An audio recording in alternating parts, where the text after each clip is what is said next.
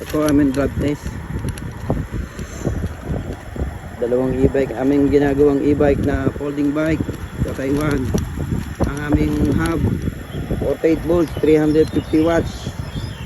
Aming gamit na battery, lithium battery 20 EH. Tapos ang aming bike na ginamit, lahat ng folding bike na 451, 406, applicable po yan sa aming hub na ginagamit. Ito po ating nagta-trial, nagda-drive test ng ating e-bike. Nakukulangan siya sa isang e-bike, kaya dinalawa niya ang e-bike. Drive test to e-bike. So, napakalupit. Ayaw niya ng isa i-drive test, gusto niya sabay agad para sayang daw yung dalawang e-bike pa ang gagamitin. Pinagsabay niya na po.